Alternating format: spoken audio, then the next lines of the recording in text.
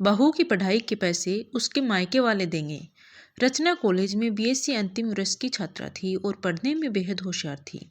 उसका सपना था कि वो कॉलेज में प्रोफेसर बने, लेकिन इसी बीच उसकी दादी की तबीयत बहुत खराब हो गई और उन्होंने अपने बेटे रमेश से कहा कि अपनी आंखों के सामने अपनी पोती का विवाह देखना चाहती है और ये उनकी अंतिम इच्छा है।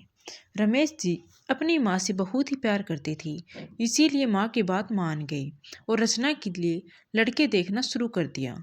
रचना को जब ये बात पता चली तो उसने शादी के लिए साफ इनकार कर दिया, लेकिन पिता का कहा आखिरकार उसे मानना ही पड़ा और जल्द ही उसकी शादी विनय से हो गई।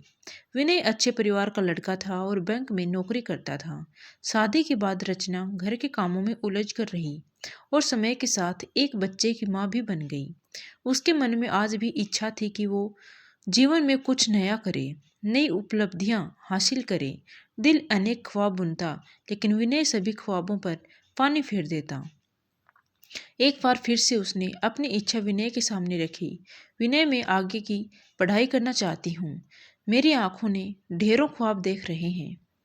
मैं उन सभी को पूरा करना चाहती हूँ और मुझे तुम्हारी मदद चाहिए। देखो रचना, ये पढ़ाई वढ़ाई का चक्कर छोड़ो, ये सब काम शादी से पहले करने के होते हैं और वैसे भी पढ़ाई करने से क्या होगा, ज़्यादा से ज़्यादा तुम्हारी नौकरी लग जाएगी। वो तुम्हें करने की ज़रूरत क्या है? मैं कमा तो रहा हूँ, तुम बस घर पर ऐश करो और मज़े करो। विनय बोला। किस देश की बात करते हो आप? पूरा दिन तो घर के कामों में उलझी रहती हूँ। घर, माँ, बाबूजी और बच्चे के कामों में फुर्सत ही कहाँ मिलती है। ये आपका वहम है कि मैं घर पे ऐश करती हूँ। रचना ने अपना पक्ष रखा। जब घर के कामों में फुर्सत ही नहीं मिलती तो पढ़ाई कब करोगी? विनय ने कहा। मैं समय निकाल लूंगी और ऐसे वादा करती हूँ कि घर के कामों में कोई रुकावट नहीं आएगी। आप बस इसी सेशन में एमएससी में एडमिशन दिलवा दें। रचना बोली। विनय ना चाहते हुए भी मान गया, लेकिन जब उसने ये बात अपनी माँ को बताई तो उन्होंने पहले तो मना कर दिया, लेकिन बाद में मान गई और शर्त रख दी कि मेरा बेटा पढ़ाई के पैसे नहीं देगा, पढ़ाई के पैसे बहू के मायके वाले देंगे। रचना अपने माँ बाप पर बोझ तो नहीं डालना चाहती थी, लेकिन कोई और चारा नहीं था। मजबूरी में पिता से मदद मांगनी पड़ी और उन्होंने मदद की भी और रचना आगे की पढ़ाई करने लगी। जितना आसान रचना ने सोचा था, ये सफ़र उससे कई ज़्यादा मुश्किल था। शादी से पहले केवल वो पढ़ाई पर ध्यान देती थी, लेकिन अब उसके लिए उसके सिर पर घर और एक बच्चे की जिम्मेदारी थी। रात तक रचना थक कर चूर हो जाती, पढ़ाई के लिए समय भी नहीं निकाल पा रही थी। कई बार तो समय पर असाइनमेंट या प्रोडक्ट वर्क भी जमा नहीं करवा पाती थी। सासू माँ ने कुछ दिन तो रचना के 2 वर्षीय बेटा रिंकू को संभाला, लेकिन कुछ समय बाद उन्होंने हाथ खड़े कर दिए। अब रचना को लगा कि उसे फिर से पढ़ाई छोड़नी ही पड़ेगी। पिछले कुछ दिनों से वो इतना थक जाती थी कि कॉलेज भी नहीं जा पा रही थी। एक दिन सासू माँ ने बोला, देखा, कहा था ना, ये सब चोचले शादी से पहले के होते हैं। वो तो शुक्र है कि मैंने मेरे बेटे को समय पर समझा दिया, वरना बिना मतलब के पैसे बर्बाद हो जाते। माँ की बात सुन विनय भी हंसकर बोले, देख लिया ना रचना, मैं कहता था कि तुमसे नहीं हो पाएगा। अरे, मैंने तो एडमिशन ही इसीलिए दिलवाया था ताकि तुम्हें भी खुद की काबिलियत का अंदाजा लग सके। मुझे तो पहले से ही पता था कि तुमसे कुछ नहीं होगा। विनय के इतना बोलते ही उसकी माँ ठहाका लगा हंस दी और विनय भी माँ के साथ जोर जोर से हंसने लगा। विनय और सास की बातें रचना के दिल पर तीखे बाणों की तरह लग रही थी। पढ़ाई का इरादा छोड़ चुकी रचना बोली, किसने कहा मुझसे कुछ नहीं हो पाएगा? अगर आप लोगों ने ये शब्द मेरा हौसला तोड़ने के लिए बोले हैं तो मैं बता दूं, आपके इन शब्दों से मेरे हौसले बुलंद हो गए हैं। बहुत बहुत शुक्रिया। रचना ने उसी दिन खुद से वादा कर लिया था कि अब तो कुछ बनकर दिखाना ही है।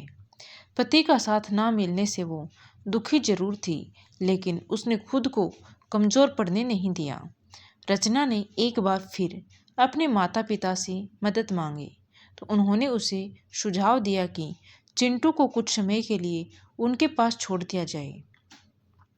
रचना के लिए आसान नहीं था, लेकिन उसे ऐसा करना ही पड़ा। इसके बाद रचना ने खूब मेहनत की और उसकी एमएससी पूरी हो गई। इसके बाद भी रचना मेहनत करती रही और एक दिन उसकी नौकरी कॉलेज में लग गई। आज रचना को पहली तनख्वाह मिलने वाली थी और घर पर विनय और उसकी माँ रचना का बेताबी से इंतजार भी कर रहे थे। रचना काफ़ी लेट लौटी तो विनय ने वजह पूछी।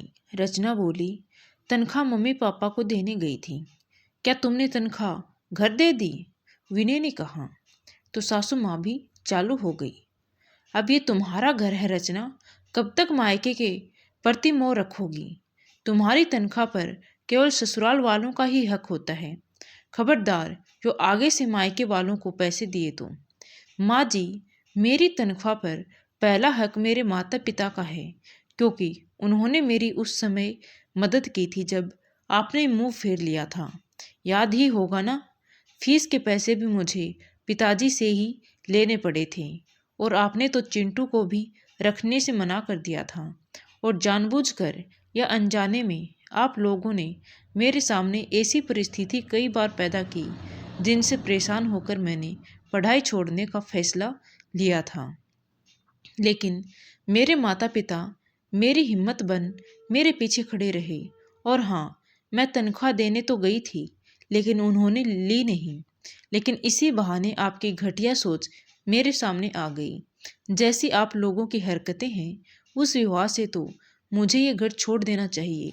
लेकिन मैं चिंटू को पिता और दादी के प्यार से महरूम नहीं रखना चाहती, इसीलिए यहाँ रुकी हूँ। अभी भी समय है, अपना व्यवहार सुधार लें, वरना मैं ये घर छोड़कर चली जाऊंगी। रचना की बातों ने विनय को आईना दिखा ही दिया और उसे अपनी गलती का एहसास हो ही गया। उसने आगे बढ़कर रचना से माफ़ी मांग ली। सासू माँ भी तलाक की बात सुनकर डर गई। बहू के साथ किए व्यवहार का उनका पछतावा तो नहीं था, लेकिन बहू चली गई तो जग हंसाई होगी, इस बात की उन्हें ज़्यादा चिंता थी। और अब तो बहू कमाने लगी थी, कमाऊ बहू को इतनी आसानी से कैसे जाने देती। इसीलिए आगे बढ़कर माफ़ी मांग ली। रचना ने पुरानी बातें भुला सबको माफ़ कर दिया। दोस्तों, जब भी कोई लड़की शादी के बाद कुछ करना चाहती है तो ऐसे बहुत ही कम परिवार हैं जो मदद के लिए हाँ करते हैं और बहू के सपनों में पंख लगा देते हैं। वरना ज़्यादातर तो यही देखने को मिलता है कि बहू की मदद करने वाला कोई नहीं होता और इसी के चलते कभी पढ़ाई तो कभी नौकरी छोड़नी ही पड़ती है। लेकिन जब एक बहू खुद को साबित कर देती है या फिर जीवन में सफल हो जाती है तो उसका श्रेय लेने के लिए सब आ जाते हैं। बहू भी परिवार की सदस्य है। अगर वो शादी के बाद अपने अपने सपने सच करने चाहती है तो परिवार वालों को उसकी यथासंभव मदद जरूर करनी चाहिए। धन्यवाद दोस्तों। कहानी अच्छी लगी हो तो प्लीज़ वीडियो को लाइक शेयर व सब्सक्राइब जरूर करें। Thank you.